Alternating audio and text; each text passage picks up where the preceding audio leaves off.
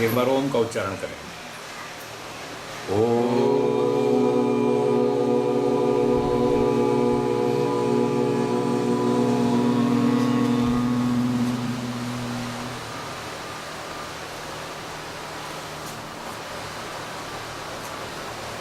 सांख्य दर्शन तीसरा अध्याय सूत्र 32 भूमिका। कथम पुनः वृत्ति निरोधो जायते। तो वृत्ति निरोध कैसे होता है, ये प्रश्न अत्रोच्यते, इसका उत्तर देते हैं। तो अब इसका उत्तर देते हैं कि वृत्ति निरोध कैसे होता है, वृत्तियों को कैसे रोका जाता है, उसके उपाय बताए जाएंगे। सूत्र 32 धारणा आसन स्वकर्मणा तत्सिद्धि। तो इस सूत्र में 3 उपाय बताए। सूत्र का भाष्य पढ़िए। धारणया आसनेन स्वकर्मणा च तत्सिद्धि वृत्ति निरोधस्य सिद्धिर्भवति। तो एक उपाय बताया धारणा, मन को शरीर में किसी एक स्थान पर स्थिर करना, टिका देना। मस्तक, नासिका, कंठ, हृदय, नाभि, जहाँ भी इच्छा हो, जहाँ अच्छा लगे, जहाँ अनुकूल लगे, जहाँ आसान लगे, वहीं अपने मन को टिकाएं, केंद्रित करें। इसका नाम है धारणा। तो धारणा करने से वृत्ति निरोध होता है, उसमें सहयोग करती है धारणा। फिर आसनेन, फिर अपना आसन लगा के बैठें, स्थिर होकर के शरीर में स्थिरता रहे और सुखपूर्वक बैठें, कष्ट भी ना हो बैठने में। नीचे गद्दी ठीक हो, थोड़ी नरम हो, सॉफ्ट हो, ज़मीन चुभे नहीं, और अपना अच्छी तरह से कमर सीधी करके, गर्दन सीधी करके, आंखें बंद करके इस तरह से बैठें, सावधान होकर, चुस्ती से। ये आसन हो गया। और स्वकर्मणा, अपने अपने आश्रम के जो कर्म हैं, सब आश्रम वालों के अपने अपने कर्म बताए गए शास्त्रों में। ब्रह्मचारी को क्या करना चाहिए, गृहस्थी को क्या करना चाहिए, वानप्रस्थी को क्या करना चाहिए, सन्यासी को क्या करना चाहिए, अपने अपने जो आश्रम के कर्म हैं उसका अच्छी प्रकार से पालन करें, अनुष्ठान करें, न्याय से, बुद्धिमत्ता से, ईमानदारी से। तो ऐसा करने से क्या होता है कि हमारी मन की एकाग्रता अच्छी होती है, मन शुद्ध रहता है और मन की एकाग्रता बनती है और वृत्ति निरोध में सहायता मिलती है। इस प्रकार से वृत्ति निरोध होता है। सूत्र का अर्थ हो गया, धारणा से, आसन लगाने से और अपने अपने स्वकर्म से, अपने अपने आश्रम के कर्मों का अनुष्ठान करने से वृत्ति निरोध होता है, मन की एकाग्रता होती है और व्यक्ति का मन स्थिर हो जाता है। और आगे बताते हैं, अथ च निरोध छर्दि विधारणाभ्याम। भाष्यम निरोधो धारणार्थ। यहाँ जो निरोध शब्द है ये धारणा के अर्थ में, मन को टिकाना। निरोध का अर्थ है धारणा लगाना, मन को एक जगह टिकाना।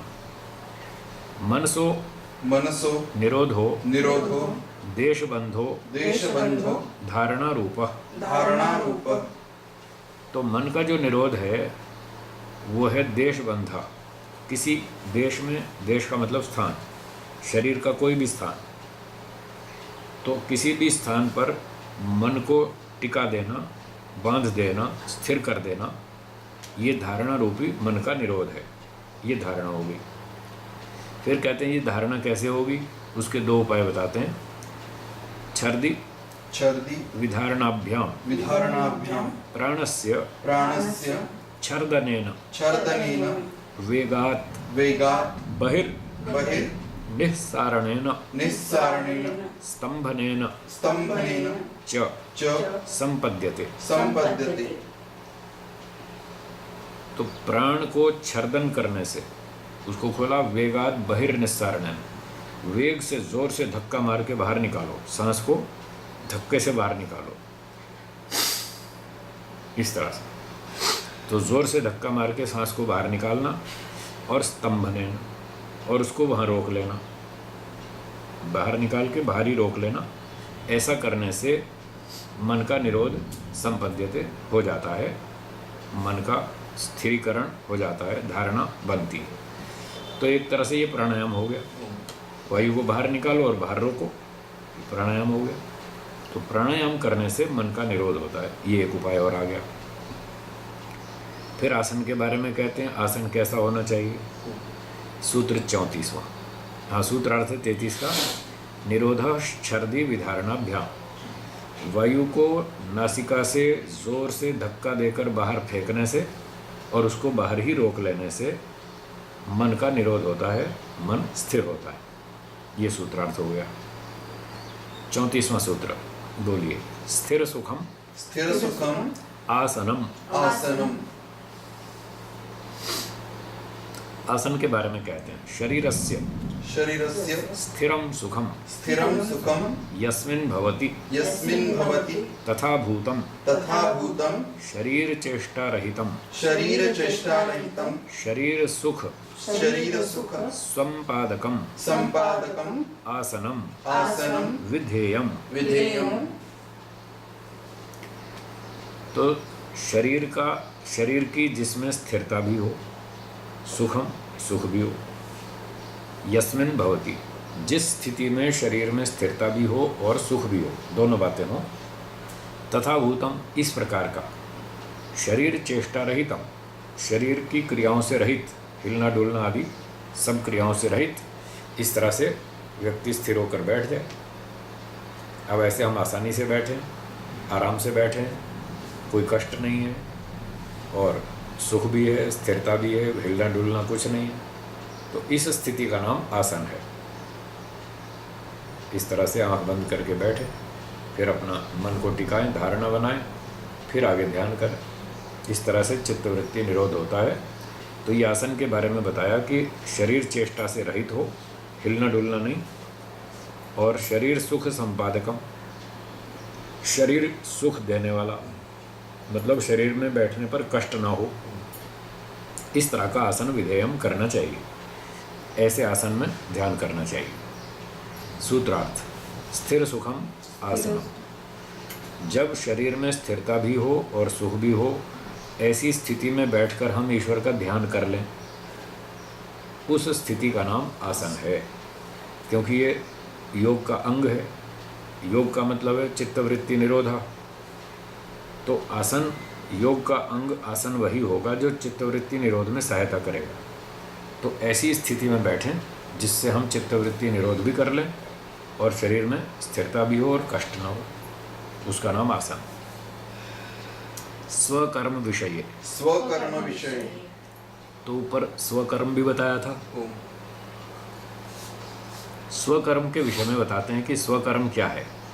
सूत्र 35, स्वकर्म स्वाश्रम विहित कर्म अनुष्ठानम।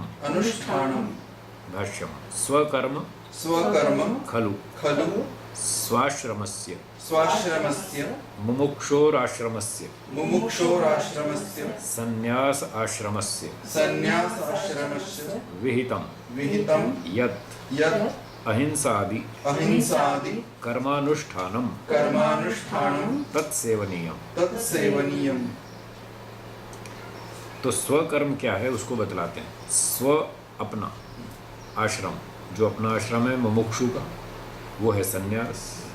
तो अपने आश्रम का, मुमुक्षु के आश्रम का यानी संन्यास आश्रम का जो विहित कर्म है, कौन सा है? अहिंसा आदि।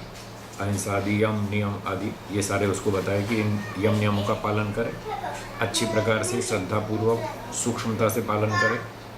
तो इस तरह से जो अहिंसा आदि कर्म का अनुष्ठान है वो करना, तत्सेवनियम, उसका सेवन करें। सेवन मतलब उसका आचरण करें।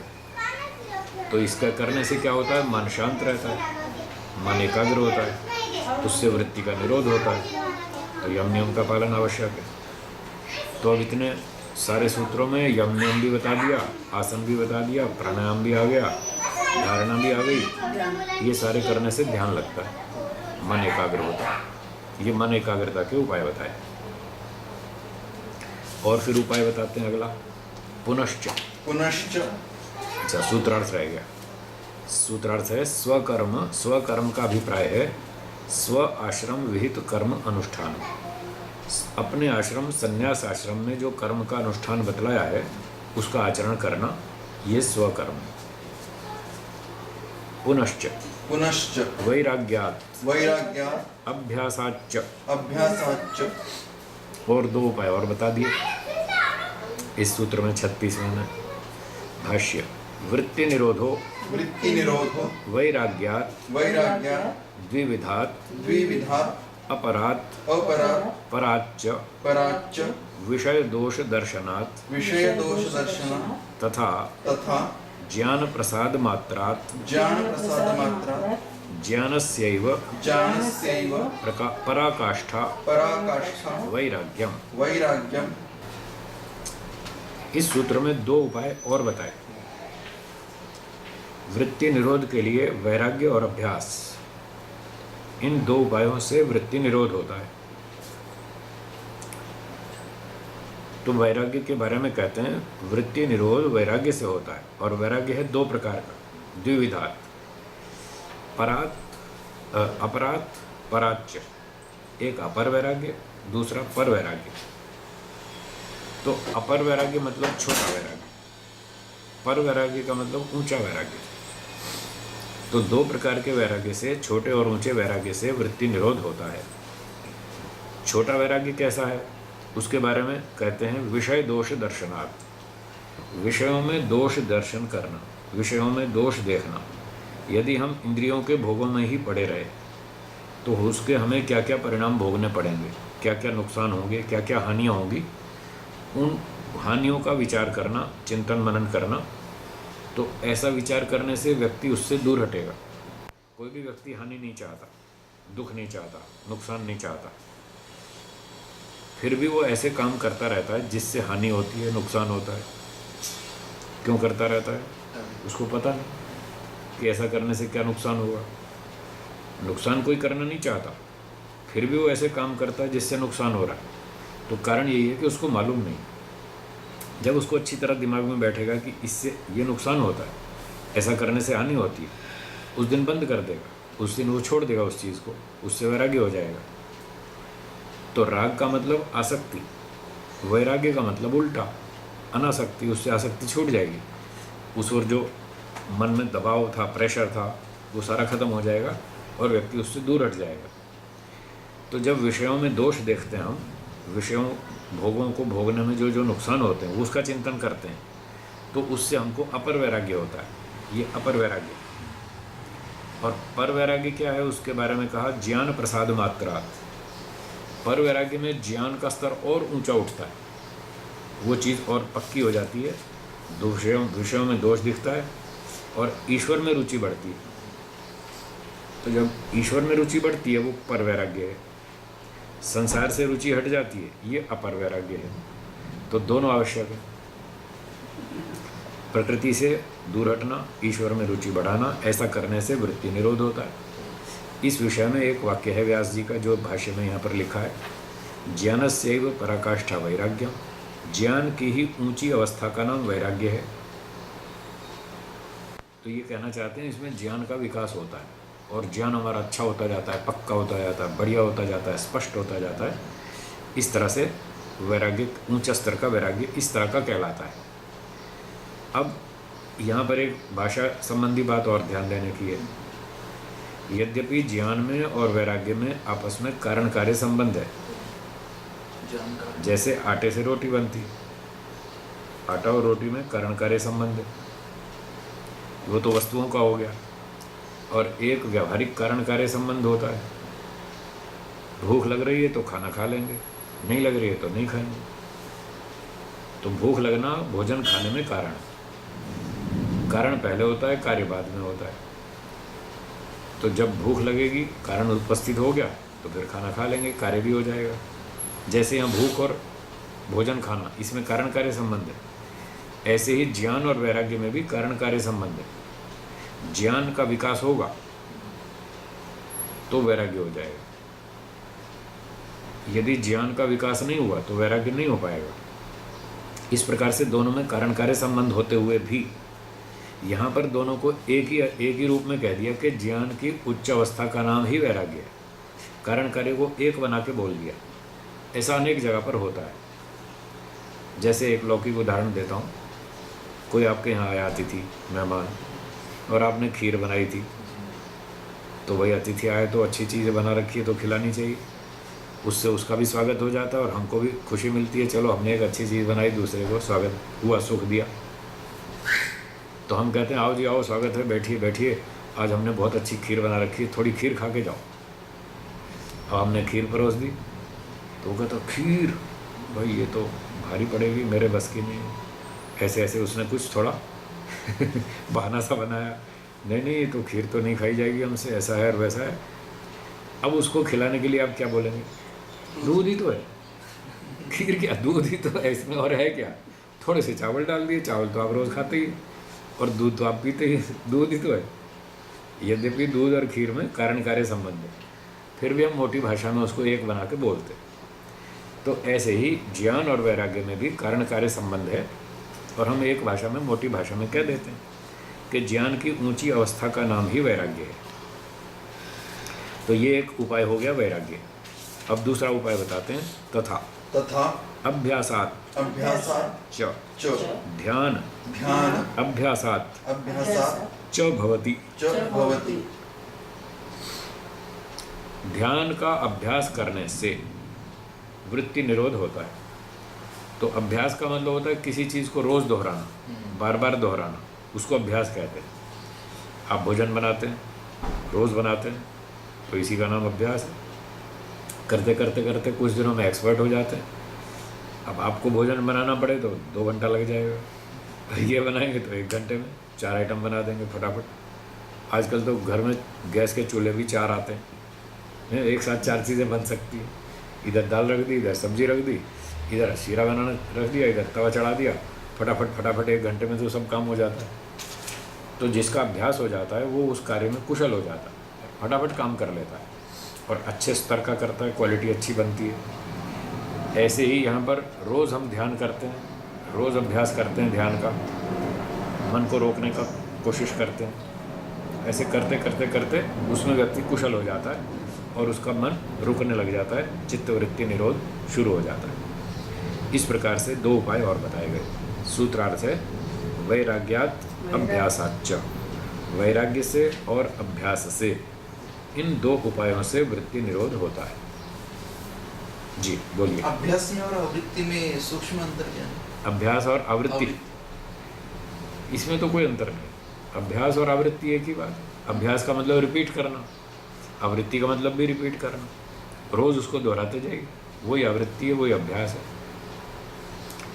कभी कभी थोड़े से ये शब्दों का किसी अलग क्षेत्र में प्रयोग करते करते वो उस क्षेत्र के लिए कुछ पारिभाषिक जैसे बन जाते हैं, ऐसा वो ट्रेडिशनल हो जाते हैं। भाई इस शब्द का प्रयोग तो इसी फील्ड में होता है, तो लोग उसको उसके लिए फिक्स मान लेते हैं। जबकि मूल रूप से देखा जाए तो ऐसा नहीं है, वो अनेक क्षेत्रों में उसका प्रयोग हो सकता है।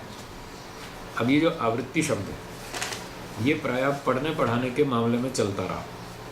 चलो आज आपने पाठ की आवृत्ति की या नहीं की? नहीं की, चलो आवृत्ति करो, इसको दोहराओ, पाठ को दोहराओ। तो पढ़ने पढ़ाने के क्षेत्र में जब रिपीटिशन करते हैं, दोहराते हैं, तो उसको आवृत्ति शब्द से कहने लग गए।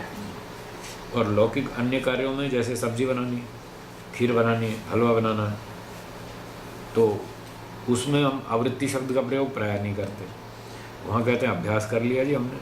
अच्छा, आपका तो बड़ा अच्छा अभ्यास है, इतना अच्छा हलवा बनाते हैं आप, कब से बना रहे हैं? हमको 2 साल हो गए। अरे कमाल है, आपका तो बड़ा अच्छा अभ्यास है। आपका रोटी बनाने का बड़ा अच्छा अभ्यास है, फटाफट बना लेते हैं, इतनी बढ़िया नरम नरम गोल गोल, जैसे कोई वो उससे काट के बनाई हो, तब थाली से काट के बनाई हो, जबकि वो बेल कर बनाई है, एकदम बढ़िया गोल आती। तो ये अभ्यास की बात। उसमें हम आवृत्ति शब्द का प्रयोग प्रायः नहीं करते, यद्यपि करना चाहें तो कर सकते हैं, उसमें कोई आपत्ति नहीं। दोनों में रेपिटिशन ही तो है, दोहराना ही तो है, और क्या कर सकते हैं। ठीक है। वैराग्य का प्रचलित अर्थ कुछ और ही है। वैराग्य का क्या अर्थ है प्रचलित? विरक्ति। कई भौतिक वस्तु को छोड़ देना, हाँ हाँ, छोड़ देना। उसे आसक्ति नहीं करना। हाँ ठीक बात है, वही अर्थ है, यहाँ भी वही स्मशान अर्थ है। वैराग्य बोलते हैं। यहाँ भी वैराग्य का वही अर्थ है, छोड़ विशेष देना। ज्ञान कह रहे हैं। ज्ञान का विशेष विकास होना, हाँ, ये तो है कारण। कारण। जब ज्ञान का विशेष विकास होगा हाँ, तो आप उस चीज़ को छोड़ देंगे। अच्छा, ये कारण है। ये कारण है, ज्ञान तो कारण है, ये उसका फल है, वैराग्य उसका वैराग्य फल है। ज्ञान कारण है। एक व्यक्ति को पता नहीं था कि सिगरेट हानि करती है, वो अपना पिए जा रहा। एक दिन उसको किसी ने समझा दिया, भाई तुम सिगरेट पीते हो तुम्हें कैंसर हो जाएगा, तो बहुत नुकसान होगा, तुम भी परेशान, घर वाले भी परेशान, फिर बीमारी हो जाएगी, फिर काम धंधा भी रुक जाएगा, व्यापार भी छुट्टी करनी पड़ेगी, नौकरी छुट्टी करनी पड़ेगी, दवाई चिकित्सा और करानी पड़ेगी, कई लाख का खर्चा हो जाएगा। उसको समझ में आ गया, उसको ज्ञान हो गया कि सिगरेट पीना हानिकारक है, उसको ज्ञान हो गया, उसने छोड़ दिया, सिगरेट से वैराग्य हो गया। अब ये वैराग्य तभी होगा जब उसको ज्ञान आएगा कि सिगरेट पीना हानिकारक है। इस ज्ञान से उसको सिगरेट से वैराग्य हो। दूसरे व्यक्ति को हलवा खाने का शौक़ था, रोज़ आदत खाता था, 2-3 दिन में हलवा खाता था, तो उसको उसका नुकसान समझ में आया कि इससे तो मेरी आदत बिगड़ जाएगी। आज तो हलवा मिल रहा है, कल बाहर जाऊंगा वहाँ नहीं मिलेगा, कभी हॉस्टल में 6 महीने रहना पड़ गया तो वहाँ हलवा रोज़ नहीं मिलेगा, तो मुझे बड़ा कष्ट होगा। उसको समझ में आ गया, उसका ज्ञान ठीक हो गया, उसको वैराग्य हो गया, बोला छोड़ो अब नहीं खाएंगे, कभी 15 दिन महीने में मिल गया तो खा लेंगे, नहीं मिला तो ना सही, अब ये रोज़ की आदत नहीं बनाएंगे। तो उसको हलवे से वैराग्य हो गया। तो वैराग्य का अर्थ है छोड़ देना, और ज्ञान उसका कारण है। अब इसी से मिलती जुलती एक चीज़ और भी है जिसको बोलते हैं त्याग। छोड़ देना, त्याग कर देना, अमुक वस्तु का त्याग कर देना। त्याग और वैराग्य मोटे तौर पर तो एक जैसे शब्द लगते हैं, जबकि इनमें अंतर है, दोनों में अंतर है। क्या अंतर है? त्याग का अर्थ होता है कि हमने वस्तु का सेवन छोड़ दिया,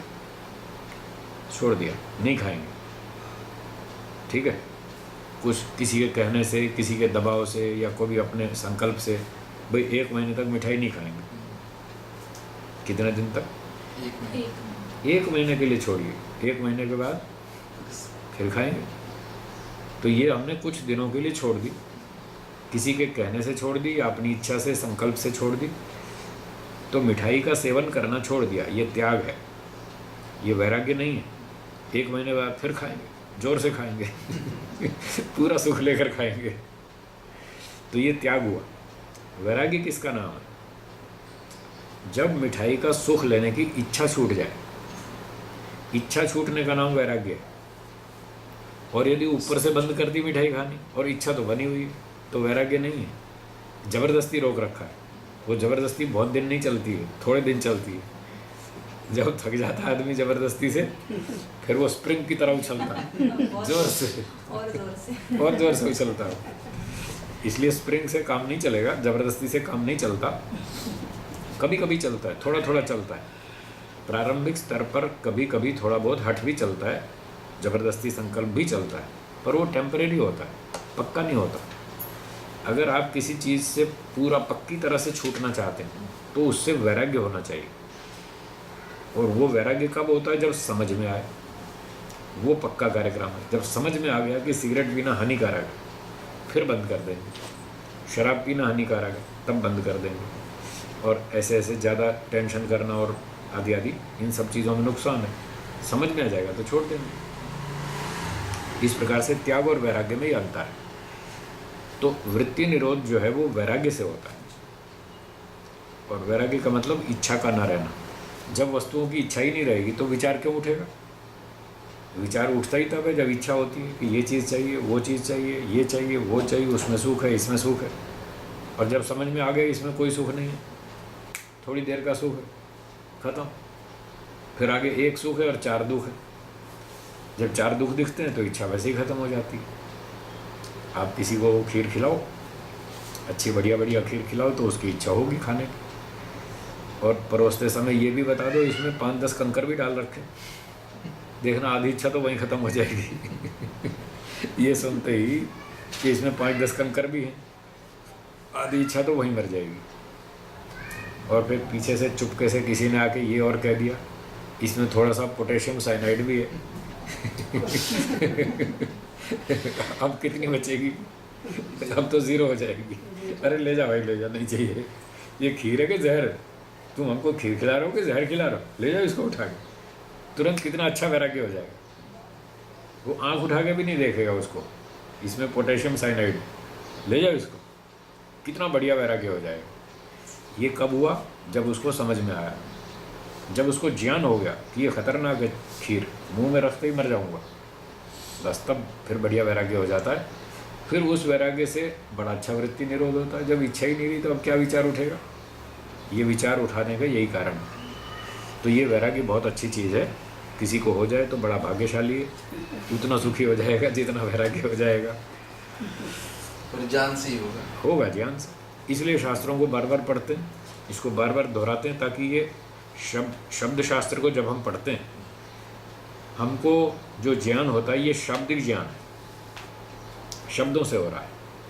और इस शाब्दिक ज्ञान को बार बार दोहराने से, चिंतन मनन करने से, विचार करने से, थोड़ा थोड़ा प्रत्यक्ष अनुभव करने से, थोड़ा थोड़ा प्रैक्टिकल भी करना पड़ेगा, एक्सपेरिमेंट भी करना पड़ेगा, उससे फिर हमको ये तत्व ज्ञान बन जाएगा। वो जो तत्व ज्ञान होगा वो वैराग्य को उत्पन्न करेगा। बस वहाँ तक पहुँचना, वो इसका कारण है वैराग्य का। चलिए 36वां सूत्र हो गया। अब आगे चलते हैं 37 की भूमिका। बोलिए। अधुना अधुना विपर्यय विपर्यय विषयम विषयम आह। आह। अब विपर्यय के विषय को बताते हैं। विपर्यय मिथ्या ज्ञान। अब तक शुद्ध ज्ञान की बात चल रही थी, अब उल्टा मिथ्या ज्ञान। विपर्यय वैसे भी विपरीत होता है, उल्टा ज्ञान। सूत्र 37। विपर्यय भेदाः विपर्यय भेदा पंच। पंच। तो कहते हैं विपर्यय के 5 भेद हैं, 5 प्रकार का विपर्यय है। भाष्य देखते हैं। ज्ञान प्रतिपक्षिणो ज्ञान प्रतिपक्षिणो विपर्ययस्य विपर्ययस्य मिथ्या ज्ञानस्य मिथ्याज्ञानस्य भेदाः भेदा पंच सन्ति। पंच सन्ति। ज्ञान का जो प्रतिपक्षी है, विरोधी तत्व ज्ञान का, वास्तविक ज्ञान का जो विरोधी तत्व है वो है विपर्यय। उस विपर्यय के अर्थात मिथ्या ज्ञान के 5 भेद हैं, 5 प्रकार। बस इस सूत्र में इतना ही है। सूत्र का अर्थ इस प्रकार से हुआ। विपर्यय भेदाः पंच। विपर्यय के 5 भेद हैं। मिथ्या ज्ञान 5 प्रकार का है। आगे पढ़ते हैं। विपर्ययस्य विपर्ययस्य कारणम कारणम खलु खलु अशक्ति अशक्ति उच्यते। उच्यते। इस विपर्यय का कारण है अशक्ति। अविद्या मिथ्या ज्ञान क्यों उत्पन्न होता है, उसका कारण अशक्ति है। वो अशक्ति अगले सूत्र में 38वें में। बोलिए। अशक्ति ही अशक्ति अष्टाविंशतिधा। अष्टाविंशतिः। 28 भाष्यम। अशक्ति ही अशक्ति खलु खलु अष्टाविंशति अष्टाविंशति भेदयुक्ता भेदयुक्ता भवति। भवति। तो अशक्ति जो है वो 28 प्रकार की होती है। बस इतने ही सूत्र का अर्थ है। अशक्ति 28 प्रकार की होती है। सिर्फ थोड़ा थोड़ा परिचय बता रहे हैं, संख्याएं। फिर आगे बढ़ते हैं। पुनस्तत्कारणम पुनस्तत्कारणम तुष्टिमा। तुष्टिमा। अब उस अशक्ति का कारण बताते हैं तुष्ट। बहुत खतरनाक दोष है, बहुत लोगों को हो जाता है, फिर उससे प्रोग्रेस रुक जाती है, उन्नति रुक जाती है इस तुष्टि दोष के कारण। तो इसका कारण है तुष्टि। सूत्र 39। बोलिए। तुष्टिर तुष्टिर नवधा। नवधा। भाष्यम। तुष्टिस्तु तुष्टिस्तु नव प्रकारा नव प्रकार अस्ति। अस्ति। तुष्टि तो 9 प्रकार की है। ठीक हो गया, सूत्रार्थ इतना ही है। तुष्टि 9 प्रकार की होती है। फिर कहते हैं तस्याह कारणम तस्याह कारणम सिद्धि सिद्धि साच। साच। और उस तुष्टि का जो कारण है वो है सिद्धि, अचीवमेंट्स। किसी को थोड़ी उपलब्धि हो गई, वो अकड़ में आ जाएगा, वाह अब तो मैंने बहुत सीख लिया, बस बहुत कर लिया, अब मुझे और कुछ नहीं करना, मेरा काम पूरा हो। वो तुष्टि आ गई बेचारे को। थोड़ा सा प्राप्ति हो गई, उससे वो खुश हो गया, संतुष्ट हो गया, बस मैंने बहुत पढ़ लिया, अब क्या पढ़ना, उसकी प्रगति वहीं रुक जाएगी। तो इस प्रकार से उसका कारण सिद्धि है और सिद्धि देखिए सूत्र 40 में, सिद्धिरष्टधा। सिद्धिरष्टधा। भाष्यम सिद्धि खलु सिद्धि खलु अष्टविधा भवति। अष्टविधा भवति। सिद्धि जो है वो 8 प्रकार की होती है। तो 8 प्रकार की सिद्धि, 9 प्रकार की तुष्टि, 28 प्रकार की अशक्ति और 5 प्रकार की अविद्या, विपर्य। ये सारा विभाग विस्तार से बता दिया। वो शक्ति क्या? अभी खोलेंगे इसको। हाँ, अभी थोड़ा अभी तो संख्या बताई, अभी डिटेल्स आगे आएंगे आगे सूत्र में। कहते हैं अत्र वक्तव्यम। अत्र वक्तव्यम। यहाँ हम इस विषय में कुछ कहना चाहते हैं, थोड़ा स्पष्टीकरण व्याख्या करना चाहते हैं। विपर्य भेदा पंच। विपर्य भेदा पंच। अशक्ति अशक्ति अष्टाविंशतिधा। अष्टाविंशतिधा। तुष्टिर्नवधा। तुष्टिर्नवधा। सिद्धिरष्टधा। सिद्धिरष्टधा। इति चतुःसूत्रीम् इति चतुःसूत्रीम् उक्त्वा उक्त्वा तथैव तथैव अवान्तरभेदाः अवान्तरभेदाः पूर्ववत् पूर्ववत् एवं इतरस्याः एवमितरस्याः आध्यात्मिकादि आध्यात्मिकादि भेदात् भेदात् नवधा तुष्टिः नवधा तुष्टिः ऊहादिभिः ऊहादिभिः सिद्धिः सिद्धिः अष्टधा। अष्टधा। एषा चतुःसूत्री एषा चतुःसूत्री पुनरुक्ता। पुनरुक्ता। तो 4 सूत्र पहले कहे और उसके बाद 4 सूत्र दोबारा कहे, इस तरह से जो हमने पढ़ लिए। फिर आगे देखते हैं सा एषा पुनरुक्ति पुनरुक्ति अयुक्ता अयुक्ता प्रतिभाति। प्रतिभाति। ये जो पुनरुक्ति है बार बार दोहराया, ये कुछ अयुक्त लगती है, ठीक नहीं लगती, अनुचित सी लगती है। तो इस विषय में कहते हैं मन्ये अहम अत्र एषा पुनरुक्ति इयति ही न कृता आसीत् सूत्रकारेण किंतु सविवरणा कृता भवेत्। स्वामी ब्रह्ममुनि जी भाष्यकार कह रहे हैं अहम मन्ये, मैं ऐसा मानता हूँ, मेरा ऐसा विचार है, जितना मैंने समझा कि ये जो पुनरुक्ति है ये इतनी ही नहीं थी, सूत्रकार ने इतनी ही पुनरुक्ति नहीं की थी, बल्कि सविवरणा विवरण सहित की हुई होगी, कुछ और विवरण भी बताया होगा। फिर क्या हुआ उसका, आगे पढ़ते। कालवशात यद्वा लिपि लेखक विभ्रमात् अथवा कस्यचित् भाष्यकारस्य अज्ञानात् तत्रस्थ विवरण वचनानि सूत्रबाह्यानि मत्वा पृथक्कृतानि स्युः। तो ये अपनी संभावना बताते हैं कि काल के वश से, काल के कारण, क्योंकि समय बदलता जाता है तो आने वाले लोग अपने अलग अलग ढंग के आते हैं, वो जैसी बुद्धि चलती है वैसा काम करते हैं। तो लंबे काल में, सैकड़ों वर्षों में बात कुछ की कुछ हो जाती है, उसमें टूट फूट हो जाती है, गलतियां हो जाती हैं। सैकड़ों साल तो बहुत अधिक है। आप यहाँ 10 दिन में देखना, मैंने आपको मैसेज दिया, आपने और को दिया, उसने और को दिया, 10 आदमी तक पहुँचते पहुँचते कुछ का कुछ हो जाएगा। मूल वक्ता ने कुछ और बात कही थी और पहुँचेगी कुछ और। तो इसी 10 आदमियों में ही चेंज हो जाता है। तो इतने हजारों साल से इस सूत्रों को सुरक्षित रखना ये तो भारी काम है। फिर भी कहीं ना कहीं गलती हो सकती है। तो काल के कारण अथवा कोई लिपि लिखने वाले व्यक्ति के भ्रम से उसने बात को ठीक से समझा नहीं और जैसा समझा वैसा लिख डाला, उल्टा सुल्टा समझा और कुछ शब्द फालतू लग गए, उसने उड़ा दिए, ऐसा भी हो सकता है। अथवा किसी भाष्यकार ने अज्ञानता से जो विवरण वाले सूत्र थे या वो जो वचन थे, उन्होंने सोचा ये तो फालतू के शब्द हैं, खामखा सूत्र में डाल रखे हैं, इनको हटा दो, तो उसने अपनी मूर्खता से, अज्ञानता से वो शब्द हटा दिए होंगे। ऐसा हो सकता है, मुझे ऐसा लगता है, ऐसा ब्रह्ममुनि जी कह रहे हैं।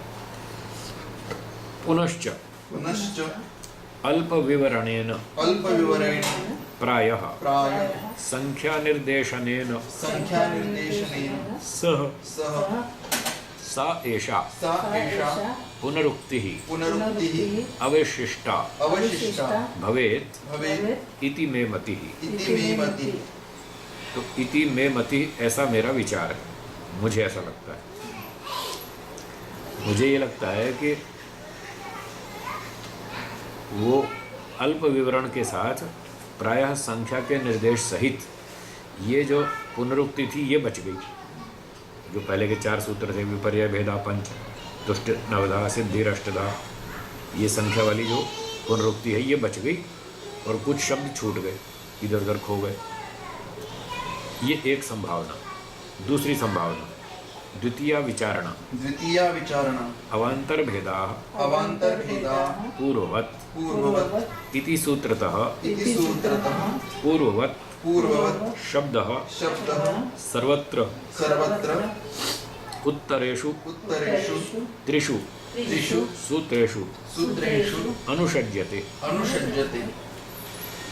तो इस सूत्र से जो पूर्ववत् शब्द है, 41वें सूत्र में जो पूर्ववत् शब्द आया, यहाँ से ये अगले तीनों सूत्रों में भी इसका अनुषंग है, संबंध है। इसको अगले 3 सूत्रों में भी जोड़ना चाहिए। पूर्ववत् 42, 43, 44 में भी जोड़ना चाहिए।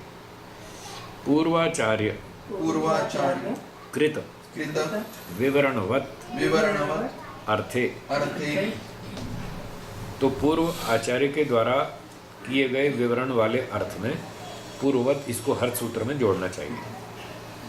तदा तदा विपर्य भेदा पंच विपर्य भेदा पंच इत्याद्या इत्याद्या पूर्वा पूर्वा चतुस्सूत्री चतुस्सूत्री निरर्थिका निरर्थिका भवति। भवति। तो यदि हम ऐसा सोचें दूसरे पक्ष में, तो फिर पहले वाले 4 सूत्र व्यर्थ हो जाते हैं, उसको बनाने का कोई लाभ नहीं, अनुचित हो जाता बनाना। तो चलो इसको भी छोड़ देते हैं। आगे तृतीया विचारणा। तृतीया विचारणा। तत्रैव तत्रैव पूर्व पूर्व चतुस्सूत्र्यां चतुस्सूत्र्यां विपर्य भेदाः विपर्य भेदाः पंच पंच पूर्ववत् पूर्ववत् इति सूत्र इति सूत्रं रचनया रचनया भाव्यं भाव्यं ततः एव ततः एव पूर्ववत् शब्दः पूर्ववत् शब्दः पूर्वचतुस्सूत्रीस्थेषु पूर्वचतुस्सूत्रीस्थेषु त्रिषु अन्येषु त्रिषु अन्येषु अपि सूत्रेषु अपि सूत्रेषु किल किल अनुवर्तनीयः। अनुवर्तनीयः। तो इस प्रकार से तीसरी संभावना ये करते हैं कि विपर्य भेदा पंच, उसी के साथ पूर्ववत् जोड़ दें, इस शब्द को भी उसी के साथ जोड़ दें। तो ऐसी सूत्र की रचना होनी चाहिए थी। और यदि ऐसी सूत्र रचना होती तो तथा एव उसी से पूर्ववत् शब्द बाकी 4 सूत्रों में सब में चला जाता, उसकी अनुवृत्ति आ जाती। इस तरह से त्रिषु अन्येषु हो गया ना अनुवर्तनीय। पुनः पुनः उत्तर चतुस्सूत्री चतुस्सूत्री स्यात् अनावश्यकी। अनावश्यकी। इस पक्ष में अगले 4 सूत्र बेकार हो जाएंगे, उसकी आवश्यकता नहीं रहेगी। तो दूसरी और तीसरी विचारणा में तो गड़बड़ है, वो तो ठीक नहीं बैठ रही। तत्र उभय चतुस्सूत्री रक्षणाय प्रथमा विचारणा गरिष्ठा युक्ता च सा ही खलु अस्माभिः अभीष्यते। तो स्वामी ब्रह्ममुनि जी कहते हैं 3 संभावनाएं रखी, दूसरी में भी दोष दिख रहा है, तीसरी में भी दोष दिख रहा है। इसलिए दोनों ही चतुस्सूत्रियों की रक्षा करने के लिए पहले 4 सूत्र भी और अगले भी दोनों पाठ में पुस्तक में बने रहें, उनकी सुरक्षा के लिए हमारी जो पहली विचारणा थी, पहला पक्ष, वो कुछ गरिष्ठ है, भारी है। गुरु का अर्थ है भारी, उस गुरु से गरिष्ठ शब्द बना।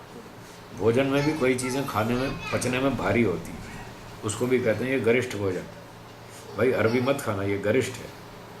और फ्लावर फूल गोभी मत खाना, ये गरिष्ठ है, भारी है, देर में पचती है, तो भारी अर्थ हो गया। तो कहते हैं वो जो 3 संभावनाओं में से जो पहली संभावना थी वो भारी है, बलवान है, युक्ता च वही उचित है, इसलिए हमने वही स्वीकार की, पहली वाली। ये इतना विवरण कर दिया, अब आगे चलते हैं, व्याख्या करते हैं आगे सूत्रों में। विपर्य आदीनां विपर्ये आदीनां चतुर्णामपि चतुर्णामपि विवरणं विवरणं क्रमशः क्रमशः प्रदर्शयति प्रदर्शयति सूत्रकारः। सूत्रकारः। तत्र पूर्वं तत्र पूर्वं विपर्ययम् विपर्ययम् आह। आह। तो विपर्य आदि चारों का ही विवरण क्रमशः सूत्रकार दिखलाता है, जो पीछे चार बताए क्रम से सबकी व्याख्या करेगा आगे। और इस प्रसंग में पहले विपर्य की बात आएगी, क्योंकि यहाँ भी क्रम में सबसे पहले विपर्य था। उसी प्रकार से अब सूत्र 41वां बोलिए। अवान्तर भेदा अवान्तर भेदा पूर्ववत् पूर्ववत् भाष्यम पूर्ववत् पूर्ववत् इति इति पूर्वस्य पूर्वस्य पंच पंच इति अनुषज्यते। इति अनुषज्यते।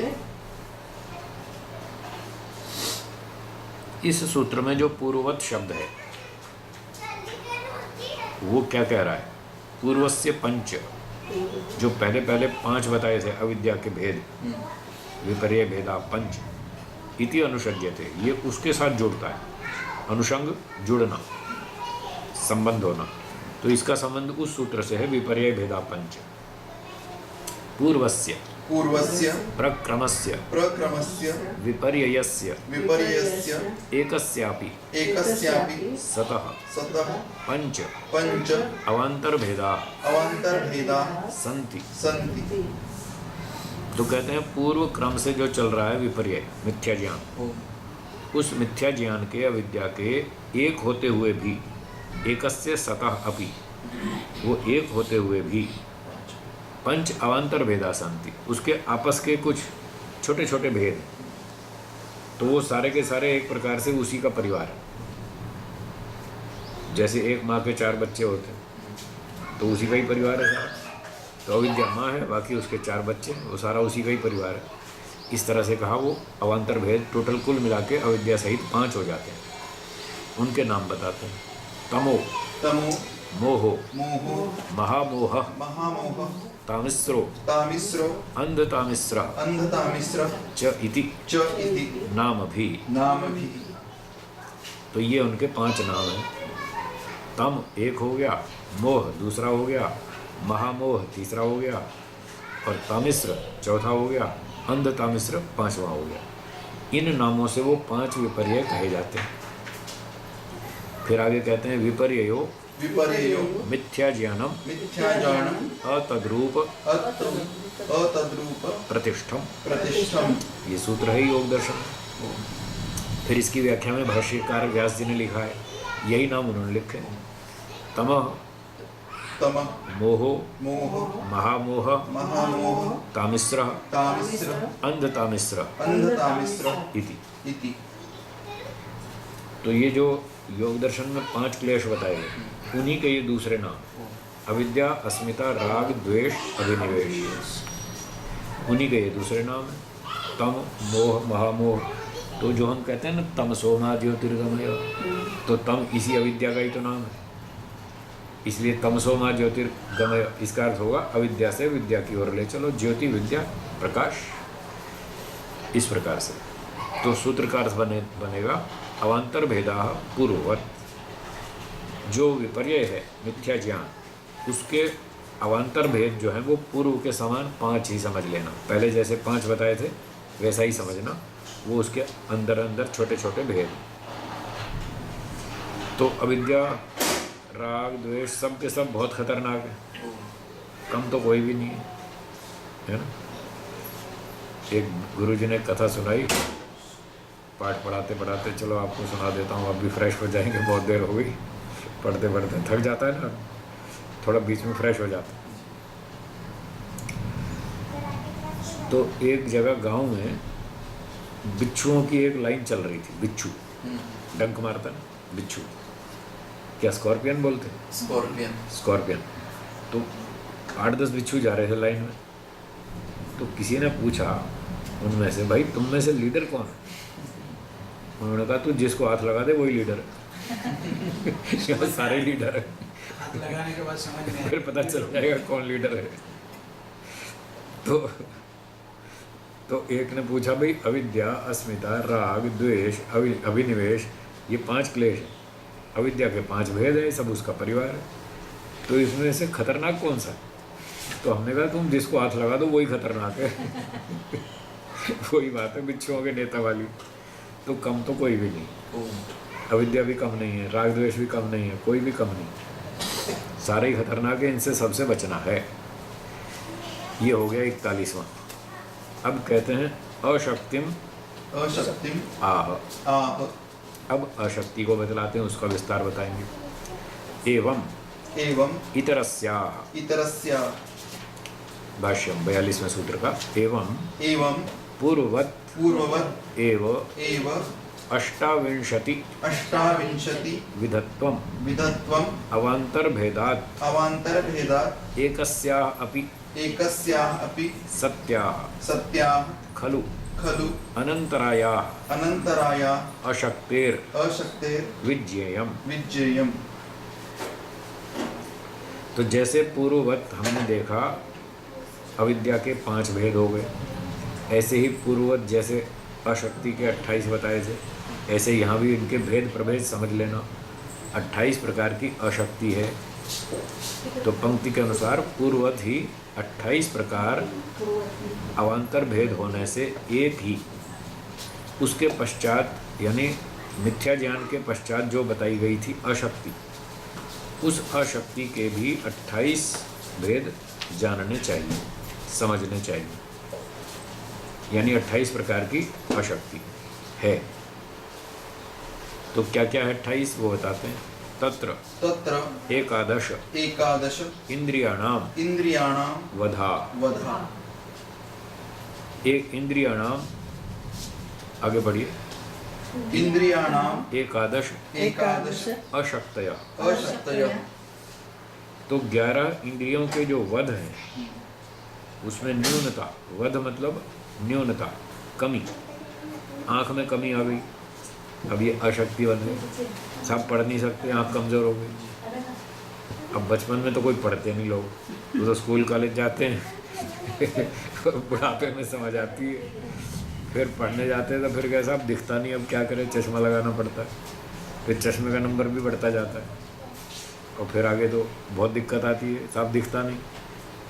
फिर कहते हैं अच्छा सुन लो, कान से सुन लो, साहब सुनाई भी नहीं देता, अब मशीन लगानी पड़ती है, उससे भी ठीक नहीं सुनाई देता। ये अशक्तियाँ हैं। आँख की शक्ति घट गई, कमी आ गई, कान की शक्ति घट गई, कमी आ गई। जितनी जितनी ये इंद्रियों में शक्ति घटती जाएगी उतना उतना हमारी गति कम होती जाएगी, ब्रेक लग जाएगी, स्पीड कम हो जाएगी, काम नहीं होगा। तो इस प्रकार से ज्ञानेंद्रियाँ 5, कर्मेंद्रियाँ 5 और एक मन, टोटल 11 हो गए। तो इन 11 इंद्रियों में यदि कोई कमी आती है, उनका वध होता है, तो वो 11 प्रकार की अशक्ति कहलाएगी। बोलिए मतलब। वो प्रवचन सुनते ना हम, तो पांडे जी बोल रहे थे 16 संस्कार सुन रहे थे, तो बोले जब हमें कुछ जानकारी नहीं थी, बच्चे पैदा किए, फिर भी संस्कार दिए हमने। हाँ, ठीक। जिनको सुनना चाहिए वो सुनते नहीं, वो सुनते नहीं और हमारे सब हो गया हो जीवन गया। अब का। हम सुन रहे हैं, अब लाभ नहीं कुछ। जिसका पेट भरा हुआ है उसको तो खाना परोस रहे हैं, और जो भूखा है उसको खाना नहीं मिल रहा, तो दोनों ही घाटे में। वही इसका हल क्या है? वही हल तो वही है, जिसको जरूरत है उसको बिठाओ, जिसको जरूरत है, जिसको बच्चे पैदा उनके करने पास समय नहीं है, उनके पास बहुत समय निकालो, नहीं तो फिर ऐसे ही निकलता जाएगा, ऐसे ही टाइम निकल जाएगा, नुकसान उठाएंगे। तो 11 इंद्रियों की जो कमियां हैं, न्यूनताएं हैं, वो हमारी 11 प्रकार की अशक्ति हो गई। ठीक है, आगे देखिए। सप्तदश सप्तदश अशक्तयः अशक्तयः तु तु नवतुष्टीनां नवतुष्टीनां तथा तथा अष्टसिद्धीनां अष्टसिद्धीनां विघातान् विघातान् अवलंब्य अवलंब्य जायन्ते। जायन्ते। अब जो 17 अशक्तियाँ बची, 28 थी ना, 11 तो ये हो गई इंद्रियों की प्रॉब्लम्स, वो 11 अशक्तियाँ हो गई, बची 17। वो 17 अशक्तियाँ क्या हैं? वो हैं 9 तुष्टियों की और 8 सिद्धियों की। इन विघातों के आधार पर वो उत्पन्न हो जाती हैं। मतलब ये सब हमारे काम बिगाड़ने वाली चीज़ें, तुष्टि और सिद्धि। तो 17 प्रकार की अशक्तियाँ वो हैं जो सिद्धि और तुष्टि के कारण उत्पन्न होती हैं। ऐसे कुल मिला के 28 प्रकार की अशक्ति। अब बताइए मोक्ष का रास्ता कितना कठिन है, इतनी सारी बाधाएं हैं। हाथ पांव काम नहीं करता, सांस ठीक नहीं चलती, प्राणायाम ठीक नहीं कर पाते, घुटने दुखते हैं, कंधे दुखते हैं कितनी सारी झंझट, बहुत झंझट है। एक अजीब स्थिति है, मतलब उतना ही आसान भी और उतना ही मुश्किल भी। कठिन भी है। दोनों है। जब शक्ति होती है, जवानी में शक्ति होती है, तब तो होश नहीं आता ये सब करने का। अरे ये तो बुढ़ापे के काम है, अभी तो खा लो पी लो पैसे कमा लो मजे कर लो, है ये तो बुढ़ापे के काम। और जब बुढ़ापा आएगा तो तब हाथ पैर नहीं चलेंगे, अब बस रोते रहो, अब तो चीज़ समय निकल गया, चलो अगली बार करेंगे। बस वो हर जन्म में ऐसा ही होता है, बच्चे बन जाते हैं अगले जन्म में, खेलते कूदते रहते हैं, और जवानी आती है पैसे कमाने में लग जाते हैं, फिर बुढ़ापा आके फिर रोना बैठ जाता है। तो वो हर साल हर जन्म में ऐसे ही चलता रहता है जी। तो योग में भी जो व्याधि स्त्यान वगैरह आता है वो भी बाधक है, हाँ। वो भी बाधक है, ये भी बाधक है, बहुत सारे बाधक बहुत है। इन सबको जीतना है, तब जा कर के लक्ष्य पर पहुंच पाएंगे।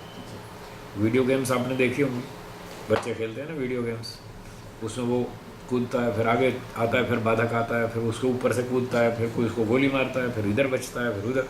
बाधक बहुत सारे आते हैं लक्ष्य तक पहुंचने के लिए। तो ऐसे ही यहाँ पर भी है, लक्ष्य है मोक्ष, वहाँ तक पहुँचने के लिए बहुत सारे बाधक आते हैं, उनसे सबसे बचना होगा। तो बचने के लिए पहले जानकारी करनी पड़ेगी, इसलिए जानकारी दे रहे हैं भाई ऐसे ऐसे खतरे हैं, ज़रा आप सावधान चलना, इतने इतने गड्ढे आएंगे, ज़रा बच के चलना, कभी गड्ढे में नहीं गिरना।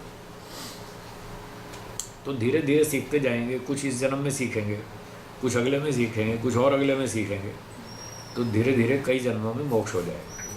इच्छा बनी रही, रुचि बनी रही, लक्ष्य बना रहा, पुरुषार्थ करते रहे, तो लक्ष्य पर पहुंच जाएंगे। और इच्छा खत्म हो गई, रुचि बदल गई, लक्ष्य बदल गया, तो बस फिर इधर से उधर, उधर से इधर भटकते रहेंगे। सूत्रार्थ है 42वां, एवं इतरस्या। इसी प्रकार से जो दूसरी अविद्या से भिन्न बताई थी अशक्ति, उस अशक्ति के भी पूर्ववत 28 भेद जान लेना, ये सूत्रार्थ हो गया। भाष्य अगला सूत्र, तुष्टिम आह। तुष्टिम आह। अब तुष्टि को कहते हैं 43वां सूत्र, आध्यात्मिक आदि आध्यात्मिक आदि भेदात भेदात नवधा तुष्टि। नवधा तुष्टि। तुष्टि 9 प्रकार की है, व्याख्या पढ़ते हैं भाष्य में। आध्यात्मिक आदि आध्यात्मिक आदि अवांतर भेदात अवांतर भेदात नवधा नवधा तुष्टिर्भवति। तुष्टिर्भवति। आध्यात्मिक आदि अवांतर भेदों से, आपसी छोटे छोटे भेदों से इतने प्रकार हो जाते हैं उसके, और वो कुल मिला के 9 हो जाते हैं। 9 प्रकार की तुष्टि। व्याख्या करते हैं, आत्मनि आत्मनि अधिष्ठितत्वात् अधिष्ठितत्वात् आध्यात्मिकी आध्यात्मिकी तुष्टि तुष्टि स्वात्मस्थिति स्वात्मस्थिति परितोष परितोष रूपा रूपा इति यावत्। इति यावत्। तो ये पहली बता रहे हैं आध्यात्मिकी तुष्टि। आत्मनि अधिष्ठितत्वात्, ये आत्मा में स्थित रहती है, आत्मा पर आधारित है, इसलिए आत्मा पर आधारित होने से ये आध्यात्मिक तुष्टि जो है स्वात्म स्थिति परितोष रूपा, अपनी स्थिति से व्यक्ति खुश हो जाता है, संतुष्ट हो जाता है, बस मैंने बहुत प्रगति कर ली, थोड़ी सी प्रगति करके संतुष्ट हो जाता है, मैंने बहुत पढ़ लिया। जैसे कई बच्चे कहते हैं 10वीं पास तो कर लिया, और क्या करना, 10वीं पढ़ लिया बहुत हो गया, पहले हमें काखा भी नहीं आता था, आज हम 10वीं पास कर गए। तो गांव के बहुत सारे लोग यही समझते, ये तुष्टि दोष, वो वहीं रुक जाएंगे, फिर आगे प्रगति छोड़ देंगे, उन्नति नहीं होगी। तो ये एक तुष्टि का स्वरूप हो गया कि अपनी थोड़ी सी उन्नति देख के वहीं खुश हो जाना और आगे के लिए मेहनत बंद कर देना। जी, परितोष का परितोष मतलब संतुष्ट हो जाना, संतुष्ट हो गया। खुश हो जाना, बस हमने बहुत कर लिया, हम खुश हो गए, ये है परितोष। तो ऐसा करने से फिर हमारी उन्नति रुक जाएगी। अब हम खुश हो गए तो आगे मेहनत नहीं करेंगे, मेहनत नहीं करेंगे तो प्रगति नहीं होगी, इस तरह से फिर हमारी प्रगति रुकती है। फिर आगे कहते हैं, आदि शब्देन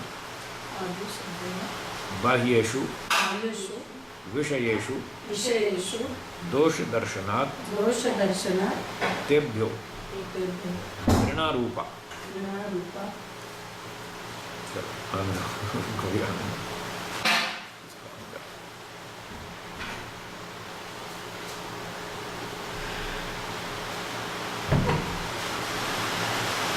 क्या है शोर? वर्षा? वर्षा। हाँ मैं हो गया अचानक शोर ऊपर कैसे? गिर रही है ना, इसलिए बहुत ज्यादा आवाज आती है। हाँ वो छपरा हो गया इसके कारण शोर। ठीक वर्षा आ रही है, वर्षा। तो बच्चे कहाँ गए? अभी तो फ्रेंड्स के यहाँ पे थे। घर में ना? घर अंदर? में अंदर। ठीक ठीक। तो आगे पढ़ते हैं। आदि शब्देन आदि शब्देन बाह्येषु बाह्येषु विषयेषु विषयेषु दोष दर्शनात् दोषदर्शनात् तेभ्यो तेभ्यो घृणारूपा घृणारूपा यद्वा यद्वा वैराग्यरूपा वैराग्यरूपा तुष्टिर तुष्टिर बाह्या। बाह्या। अब ये बाह्य तुष्टियाँ हैं। आदि शब्द से बताते हैं बाह्य विषयों में दोष दर्शन से, जो बाह्य इंद्रियों के विषय हैं रूप रसगंध आदि, उनमें दोष देख करके उनसे घृणा हो जाती है या वैराग्य हो जाता है, कोई भी शब्द रख दो। इस प्रकार से ये बाह्य तुष्टि कहलाती है। जो अपने अंदर आत्मा में आधारित है वो आध्यात्मिक, जो बाह्य में आधारित है वो बाह्य तुष्टि। इस तरह से एवं एवं तुष्टिद्वयम तुष्टिद्वयं नवविधम, नवविधं इस प्रकार दोनों तुष्टियाँ मिला करके कुल 9 प्रकार की होती हैं, बाह्य और आंतरिक। तत्र तत्र आध्यात्मिक्या आध्यात्मिक्या चत्वारो भेदा, चत्वारो भेदा। जो आध्यात्मिक तुष्टियाँ हैं उनके 4 भेद हैं, 4 प्रकार की आध्यात्मिक तुष्टि। बाह्यायाश्च बाह्यायाश्च पंचभेदा पंचभेदा सन्ति, सन्ति। जो बाह्य तुष्टि है उसके 5 भेद हैं। आध्यात्मिक तुष्टि के 4 भेद, बाह्य तुष्टि के 5, वो बताएंगे। आध्यात्मिक्यस आध्यात्मिक्यस् तुष्टयः, तुष्टयः। तो आध्यात्मिकी तुष्टियाँ बताते हैं कौन कौन सी हैं। प्रकृति, प्रकृति उपादान, उपादान काल, काल भाग, भाग आख्या, आख्या। ये उनके नाम। प्रकृति 1, उपादान 2, काल 3 और भाग ये 4 हो गई इस नाम वाली। आख्या माने नाम वाली, इस नाम से। अब इनके दूसरे नाम भी हैं, पर्यायवाची और दूसरे भी बताते हैं। क्रमशः क्रमशः अम्भः, अम्भः सलिलम, सलिलम ओघः, ओघः वृष्टिः वृष्टिः इति अवान्तर इति अवान्तर नामतश्च नामतश्च प्रसिद्धा। प्रसिद्धा। ये इनके अन्य नामों से भी प्रसिद्ध हैं। इनके दूसरे नाम ये बता दिए। एक तो है अम्भा, दूसरी है सलिलम, तीसरी ओघ और चौथी वृष्टि। ये 4 तरह की आध्यात्मिक तुष्टि हो गई। अच्छा, तासु तासु प्रकृति प्रकृतिः परिणामिनी परिणामिनी न अहम न अहं परिणामी, परिणामी किंतु अहम किन्तु अहं नित्य शुद्ध बुद्ध नित्यशुद्ध बुद्ध मुक्त स्वभावो मुक्त स्वभावो न मया न मया तत्परिणाम तत्परिणाम तापः तापः स्वस्मिन् स्वस्मिन् खलु खलु आरोपणीयो आरोपणीयो न अन्यो न अन्यो विवेक दर्शन विवेकदर्शन प्रयासो प्रयासो विधेय विधेय इति इति प्रकृति विषया प्रकृतिविषया अम्भो नाम अम्भो नाम तुष्टि। तुष्टि। ये प्रकृति के संबंध में अम्भः नाम की तुष्टि है। क्या तुष्टि है? व्यक्ति ये समझता है कि प्रकृति तो परिणाम ही नहीं है, प्रकृति के पदार्थ तो परिणाम वाले हैं, गलते हैं, सड़ते हैं, बढ़ते हैं, घटते हैं, जुड़ते हैं, कटते हैं, इसमें तो परिवर्तन होता रहता है। परंतु न अहम परिणामी, मैं तो आत्मा हूँ, आत्मा तो अजर अमर है, चित्ती शक्ति रहा परिणामी नहीं। व्यास भाष्य। तो चेतन शक्ति तो कोई परिणाम वाली है नहीं, किंतु मैं तो नित्य हूँ, शुद्ध हूँ, बुद्ध हूँ, मुक्त हूँ, ऐसे स्वभाव वाला हूँ। और मेरे द्वारा उसका परिणाम ताप जो है, जो भी भौतिक घटना होती है, वस्तुओं में टूट फूट होती है, उसके परिणाम को मुझे अपने ऊपर लागू नहीं करना है, अपने ऊपर थोपना नहीं है, आरोपित नहीं करना है। मैं तो स्थिर कांस्टेंट व्यक्ति हूँ, आत्मा हूँ। उसको समझ में आ गया। इतना समझ में आने से बहुत लाभ हो गया। क्या लाभ हो गया कि अब वस्तु टूटती रहे, उसको कष्ट नहीं होता। वो ये सोचता है तो वस्तु नष्ट हुई, मैं थोड़ी नष्ट हो गया, मैं तो ठीक ठाक हूँ, मेरा क्या बिगड़ गया। समुद्र में जहाज डूब गया, सामान डूब गया, आत्मा तो ठीक है, बहुत अच्छा लगता है, बहुत संतुष्टि होती है उसको। पर वो इतनी संतुष्टि करके यहीं बैठ जाता और क्या सोचता है, मुझको उसके परिणाम ताप अपने ऊपर आरोपित नहीं करने, भौतिक वस्तुओं की घटनाओं को अपने ऊपर आरोपित नहीं करना, बस हो गया काम। न अन्यो विवेक दर्शन प्रयासों विधेय। अब मुझे तत्वज्ञान और आगे बढ़ाने के लिए कोई प्रयास करने की आवश्यकता नहीं है, बस मुझे दुनिया समझ में आ गई, खत्म। यहीं रुक जाता है, बस यहीं समाप्त उसकी प्रगति। तो ये प्रकृति विषय वाली अंबा नाम की तुष्टि है। तो ये स्थिति भी एक हानिकारक ही है। भाई आप 10वीं पास कर ली और आप खुश हो गए कि हमने तो बहुत पढ़ाई कर ली, तो खुश होना हानिकारक है। 10वीं तो अच्छी है, जहाज डूब गया उसका उसने अपने ऊपर परिणाम आरोपित नहीं किया, हाँ, वो अच्छी बात है। वो तो अच्छी बात थी। पर यहाँ इतनी उपलब्धि करके वो रुक गया कि बस अब तो हमें सब समझ में आ गया, अब और आगे क्या करना, ये गड़बड़। रुकना नहीं चाहिए, ये कहना चाहिए 10वीं पास कर ली, चलो अब 11वीं पढ़ेंगे। फिर 11वीं पास कर ली, अच्छा हमने 11वीं पास कर ली, चलो अब 12वीं पढ़ेंगे। यहाँ रुकना नहीं, बस रुक गए तो अशक्ति बन जाएगी और प्रगति रुक जाएगी, फिर आगे नहीं जा पाएंगे। तो ये एक तुष्टि हो गई। दूसरी प्रव्रज्या, प्रव्रज्या व्रत व्रत उपादानात् उपादानात् प्राकृतिक प्राकृतिक संबंधात् संबंधात् विमुक्तो हम विमुक्तो अहम् न इदानीं न इदानीं ताप प्रसंगो ताप प्रसंगो न च ध्यानपेक्षा ध्यानापेक्षा इति तु इति तु उपादान उपादान आख्या आख्या प्रव्रज्या प्रव्रज्या उपादान रूपा उपादान रूपा सलिलम सलिलम नाम तुष्टि। नाम तुष्टि। ये सलिल नाम की दूसरी तुष्टि है। इसमें क्या है, एक व्यक्ति ने संन्यास ले लिया, प्रव्रज्या संन्यास को कहते हैं, संन्यास ले लिया और व्रजगतौ धातु है, उसका अर्थ है अब चलते रहो, टिकना नहीं एक जगह, प्रव्रज्या घूमते रहो। तो संन्यास व्रत को धारण करके अब प्राकृतिक संबंध से हम मुक्त हो गए, किसी एक मकान से, ज़मीन से, जायदाद से, संपत्ति से छूट गए, अब हमें वहाँ रहना नहीं, हमें तो घूमते रहना। तो भौतिक संबंधों से छूट गए, छूट करके अहम न इदानीं ताप प्रसंगो, अब मुझे उन चीज़ों में कोई राग नहीं है, कोई मोह नहीं है, कोई आसक्ति नहीं है, और कोई टूट गया, खो खा गया तो मुझे कोई फ़र्क नहीं पड़ता है, उससे मुझे कोई दुख नहीं है, क्योंकि मुझे वहाँ रहना नहीं, मेरा कोई उससे राग नहीं, आसक्ति नहीं। इस तरह से कोई अब मुझे उससे दुख होने वाला नहीं है, मोह माया रही नहीं, तो अब न मुझे कोई ध्यान की आवश्यकता है। इस प्रकार से उपादान नामक प्रव्रज्या उपादान रूपक ये सलिल नाम की तुष्टि है। तो ये भी अच्छी चीज़ कि अब मोह माया नहीं रही संपत्ति में, पर फिर इतना सोच के यहीं रुक जाना वो गड़बड़ है, रुकना नहीं और आगे चलना। एक अच्छी उपलब्धि हुई, 10वीं पास कर ली, एक अच्छी उपलब्धि, फिर आगे पढ़ो, फिर 12वीं पास कर ली, बहुत अच्छी बात है, और आगे चलो। इस तरह से ध्यानम ध्यानम बहुकालम अनुष्ठितम मया मया अतो भविष्यति एव ब्रह्म साक्षात्कारो अलमग्रे ध्यानाभ्यासेन इति काल आख्या खलु ओघः ध्यान संग्रह नाम तुष्टि। ये तीसरी तुष्टि है। एक व्यक्ति ने 30 साल तक अभ्यास कर लिया, वो सोचता मैंने बहुत कर लिया, अब तो भगवान का साक्षात्कार हो ही जाएगा, अब और ध्यान करने की क्या ज़रूरत, बहुत कर लिया। तो ये काल नामक तुष्टि है, जो बहुत लंबे काल तक कर लिया, बस अब ज़रूरत नहीं है, ऐसा सोच के व्यक्ति छोड़ देता है, वो भी गलत है।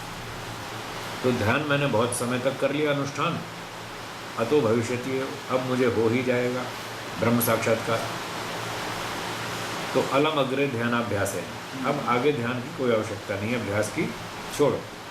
इस प्रकार से काल नामक ये ओघ, और इसी का और नाम है ध्यान संग्रह, इस नाम की ये तुष्टि, ये तीसरी हो गई।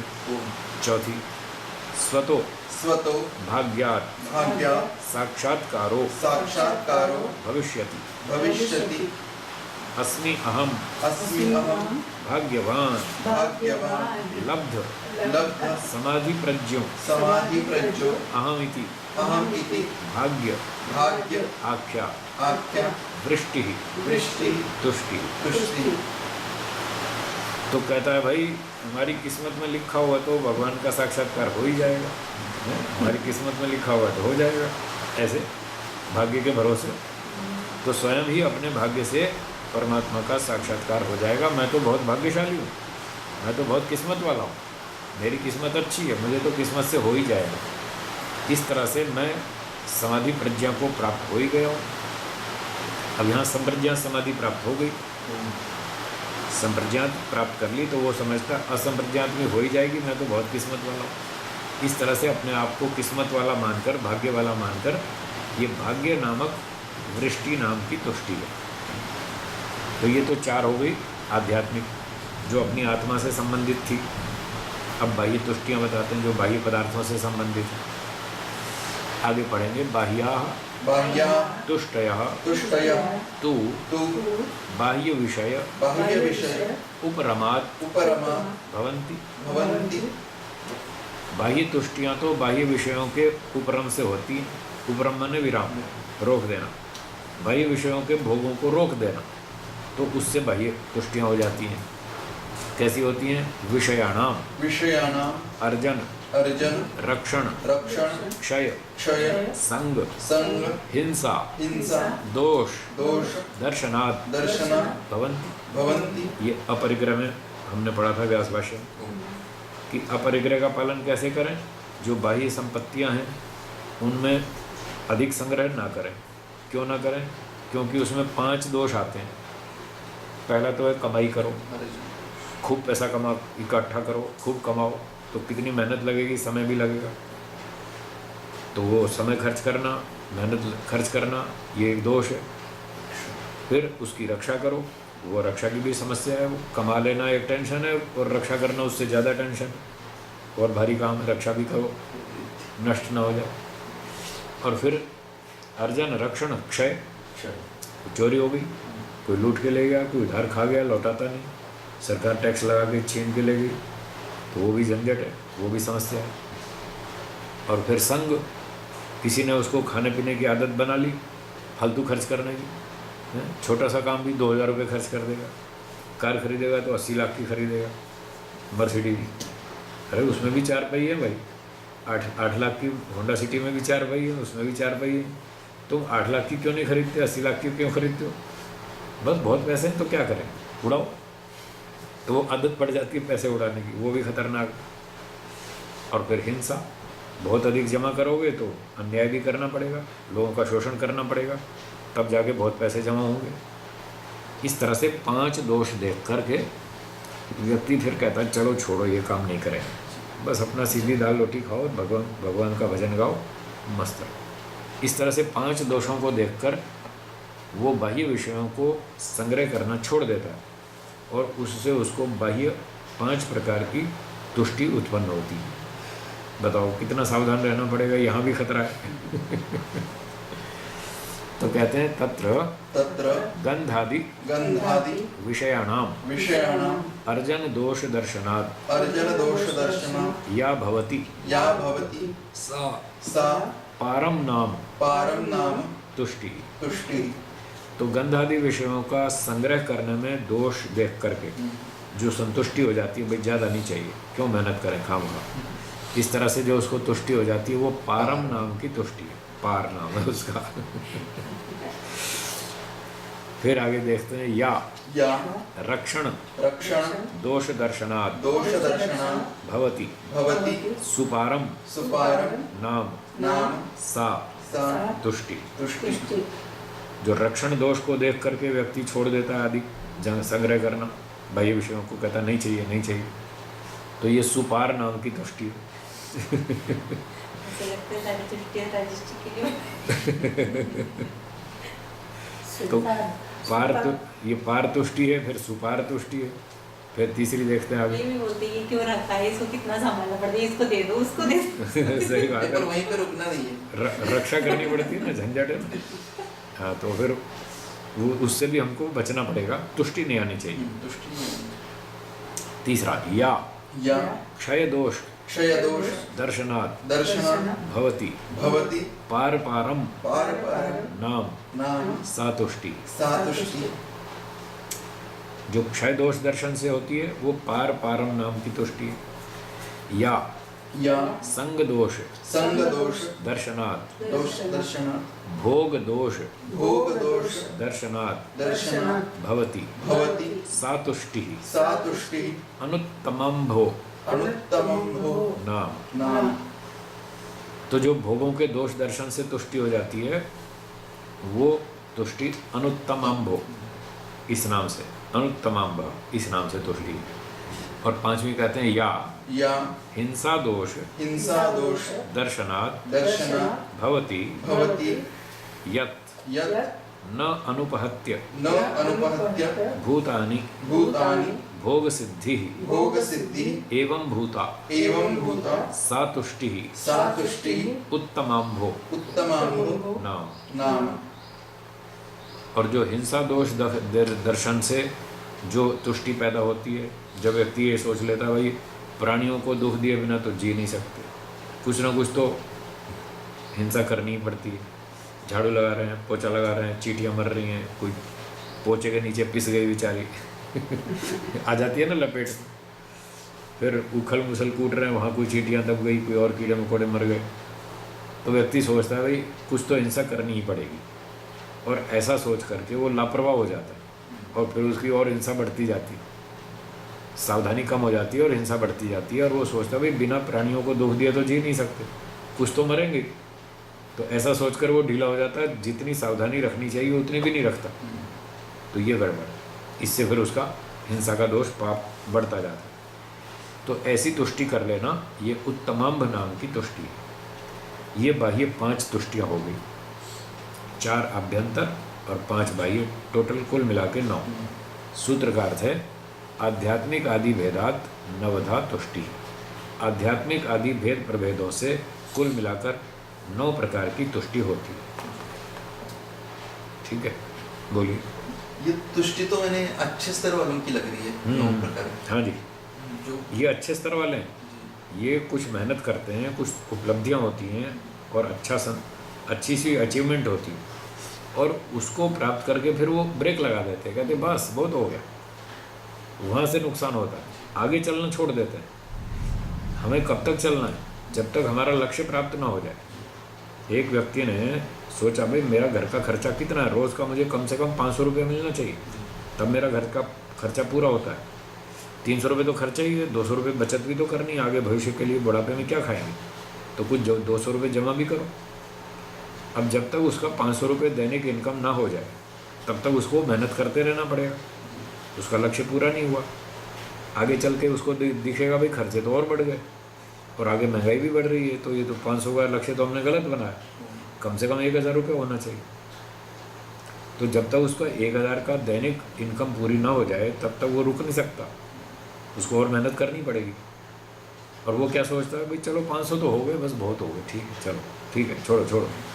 तो अब ये गड़बड़ होगी, उसका लक्ष्य पूरा नहीं हुआ, अभी उसको 500 पे रुकना नहीं चाहिए, और मेहनत करनी चाहिए, और योजना बनानी चाहिए, और कोई रास्ता ढूंढना चाहिए कि मैं कैसे 1000 रुपये तक पहुंच जाऊं ताकि मेरा भविष्य सुरक्षित रहे। तो इस प्रकार कोई व्यक्ति थोड़ी थोड़ी उन्नति कर लेता है, कोई सन्यासी बन गया, किसी ने थोड़ा मन इंद्रियों पर संयम कर लिया, तो वो समझता बस बहुत हो गया, अभी बहुत नहीं हुआ, अभी बहुत बाकी है, अभी थोड़ा ही हुआ है। ऐसे चलना चाहिए, ये बात। अब सिद्धियों को बताते हैं।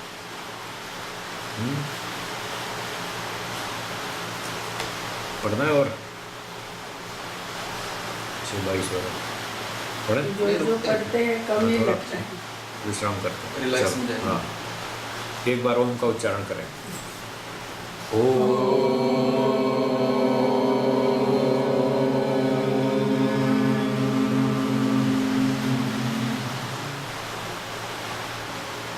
सर्वेभ्यो नमः। सर्वेभ्यो नमः। सबको सादर नमस्ते जी। सबको सादर नमस्ते जी। नमस्ते।